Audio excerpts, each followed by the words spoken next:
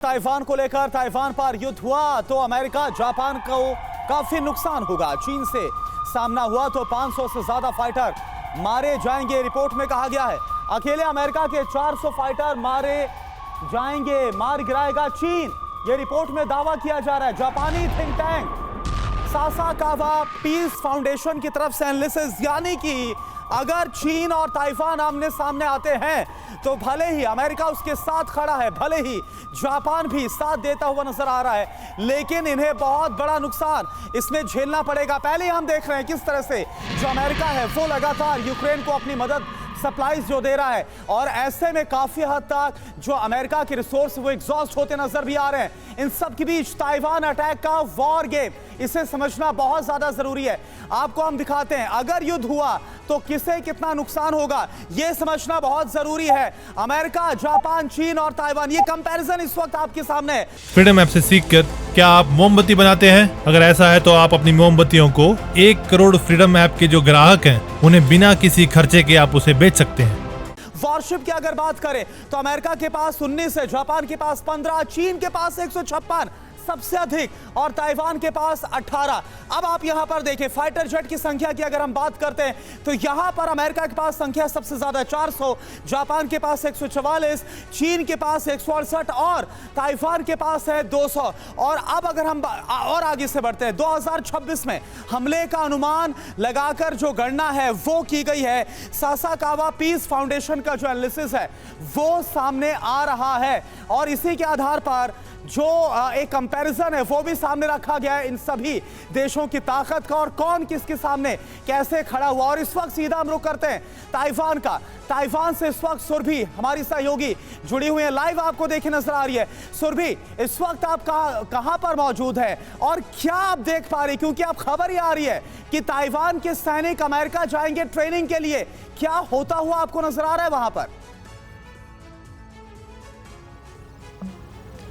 फिलहाल मैं अब वापस हॉलैंड काउंटी से ताइपे का रुख कर रही हूँ, क्योंकि जल्द ही आपके सामने ताइपे के डिफेंस मिनिस्ट्री के अधिकारियों का बयान भी मैं आपके सामने रखूँगी, जिनके ज़रिए हम ये जानने की अब आगे कोशिश करेंगे कि आखिर ताइवान की अब स्ट्रैटेजी है क्या खुद को सेव करने के लिए। लेकिन बड़ी चिंता ये रिपोर्ट जिसका आपने जिक्र किया और ये जो अनुमान आपने डेटा के अनुसार बताया, क्योंकि ये एक 24 सिनेरियो क्रिएट करते हुए वॉर एनालिसिस ने ये माना है और ये समझा है कि अगर इस नए कॉन्फ्लिक्ट जोन में वॉर शुरू हो जाती है तो किसको कितना नुकसान होगा। आपने डेटा बताया कि आखिर जापान को कितना नुकसान होगा, यूएस को कितना नुकसान होगा, चाइना को कितना नुकसान होगा और ताइवान को कितना नुकसान होगा। लेकिन ये अनुमान हमला होता है लैंड, सी, एयर और स्पेस के लिहाज से, तो ये समझना बहुत जरूरी है कि करुणा जापान क्यों अल्टीमेटली ताइवान और चीन के इस कॉन्फ्लिक्ट में सफ़र करेगा। वो सफ़र इसलिए करेगा क्योंकि जापान अपना एयर स्पेस और अपने कमर्शियल एयरपोर्ट्स को इजाज़त देगा यूएस को यूज़ करने के लिए। यूएस के लिए ताइवान तक पहुंचने का सबसे बड़ा और आसान ज़रिया होगा जापान, और यही वजह है कि जापान में भी इसको लेकर एनालिसिस किया जा रहा है कि अगर ये नया कॉन्फ्लिक्ट होता है तो किसको कितना नुकसान होगा। दूसरी महत्वपूर्ण बात यह है कि यूएस जिस तरीके से अपने सोर्सेस को अब डिप्लॉय करके पोजिशनिंग कर रहा है, ये सी के पूरे इलाके में पोजिशनिंग इसलिए की जा रही है क्योंकि इस पूरे कॉन्फ्लिक्ट जोन में हालात जिस लिहाज से बिगड़ रहे हैं, ताइवान ये कह चुका है कि उसकी तैयारी पूरी है, लेकिन आकलन किया जा रहा है चीन की उस क्षमता को लेते हुए, क्योंकि चीन की क्षमता के आगे यूएस और ताइवान लगातार टेबल पर बैठ के डायलॉग कर रहे हैं, हर उस सिनेरियो को समझते हुए कि आखिर ये वॉर कितनी लंबी खिंच सकती है और चीन की क्षमता के आधार पर ताइवान कितने दिनों तक मुकाबला कर सकता है। इसीलिए ये बयान भी निधि दिया गया था। चीन के पास पावर इतनी है कि वो वॉर को शुरू करे, लेकिन इतनी ताकत नहीं है कि वो 2 हफ्ते के अंदर ताइवान पर कब्जा कर सके। ठीक है, बहुत शुक्रिया सुरभि, आप हमारे साथ लगातार बन रहे हैं, क्योंकि खास मेहमान हमारे साथ स्टूडियो में भी है, उनका भी एक एक कर हम रुक करना चाहेंगे। रविंद्र सचदेवा सर, यहाँ ये भी समझना होगा कि अमेरिका इतना कंफ्यूज क्यों नजर आ रहा है। अभी कुछ देर पहले एंटनी ब्लिंकन की तरफ से जो कहा गया कि चीन जो है और भारत जो है उसने मदद की है बहुत बड़े स्तर पर एटमी युद्ध रोकने में, फिर ताइवान के मुद्दे पर आपने स्थिति ऐसी कर दी कि ऐसा लगता है एक नया वॉर फ्रंट बस खुलने को है। और जब याद है स्पाई बलून नजर आया था तो चीन का दौरा रद्द करने वाले यही थे, एंटनी ब्लिंकन साहब ही तो थे।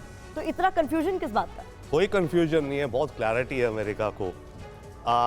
हर चीज को वो केस बाय केस देख रहा है और बड़ा लॉन्ग टर्म देख रहा है।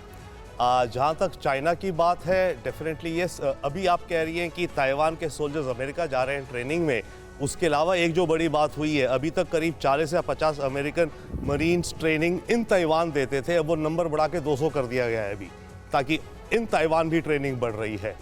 तो तैयारी सारी चल रही है। वॉर गेमिंग अभी जो ये रिपोर्ट दिखा रहे हैं, करीब 1-1.5 महीने पहले एक और रिपोर्ट आई थी, तो सासाकावा पीस, मतलब अमेरिका डुअल नहीं खेल रहा है। अमेरिका डुअल नहीं, अमेरिका मल्टीपल खेल रहा है। अमेरिका को केस बाय केस, जहां उसे जो पार्टनर चाहिए, जैसे चाहिए, और अपनी टर्म्स पे वो लेकर के आ रहा है, अपनी शर्तों पर लेके आ रहा है, और ये हो रहा है मोर और लेस, अगर आप देखें तो। फ्रीडम ऐप से सीखकर क्या आप मोमबत्ती बनाते हैं? अगर ऐसा है तो आप अपनी मोमबत्तियों को 1 करोड़ फ्रीडम ऐप के जो ग्राहक हैं उन्हें बिना किसी खर्चे के आप उसे बेच सकते हैं।